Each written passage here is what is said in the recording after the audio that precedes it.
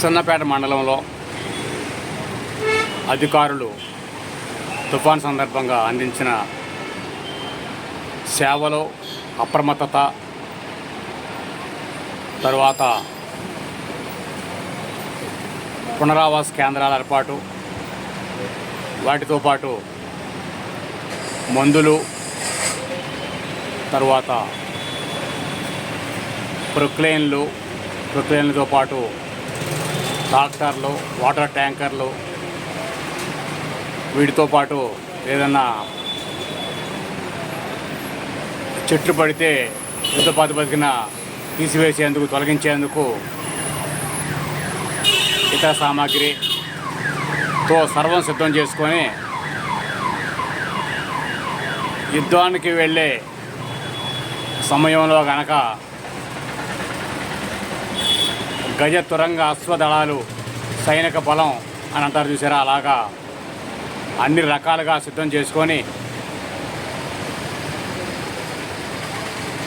మండల ప్రజా పరిషత్ తరపున ఎంపీడీఓ చిన్నరత్నాలు, మండల తహసీల్దార్ కె లక్ష్మీ కళ్యాణి, మండల వైద్యాధికారి కె శ్రీనివాసరావు, మండల విద్యాధికారులు సుధాకర్ మరియు శంకర్రావులు, వీరితో పాటు పోలీస్, తర్వాత ఫైర్, ఇవన్నీ ఒక లెక్క అయితే వీటన్నిటిని మించి పారిశుద్ధ్యం విషయంలో యుద్ధ ప్రాతిపదికన చర్యలు తీసుకునేందుకు విసన్నపేట గ్రామంలో అయితేనేమో ఈవో హరికృష్ణ కుమార్, అదేవిధంగా గోపాలకృష్ణ అయితేనేమి ఇతర ఈవోలు,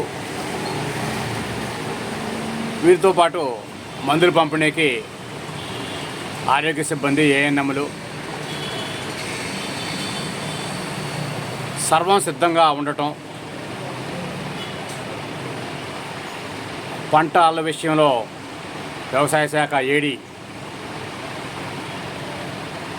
శశికళ, ఏఈఓ ఉషా తదితరులు కూడా సిద్ధంగా ఉండటం, అదే సమయంలో ఎక్కడ వరద నిలుస్తుందంటే అక్కడికి వెళ్ళి స్పాట్లో అధికారులు ఉండి పనులు చేయించటం, ఇదంతా కూడా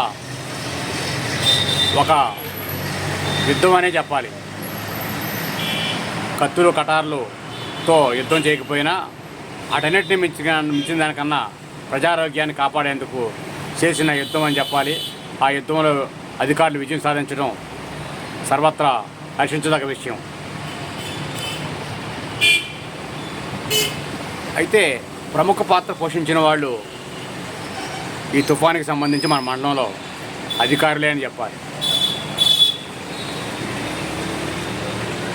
ఆర్డీఓ ఆదేశాలు, కలెక్టర్ ఆదేశాలు, ఆపై ప్రభుత్వం ఆదేశాలు, వీటన్నిటిని కలగలిపి 12 దిక్కుల తుఫాను వలన ఇబ్బంది పడుకోకుండా కాపు కాసిన వాళ్ళు అధికారులని చెప్పాలి. ఆ అధికారులందరికీ శిరస్సు వంచి ఎవరైనా పాదాభివందనం చేయవలసిందే.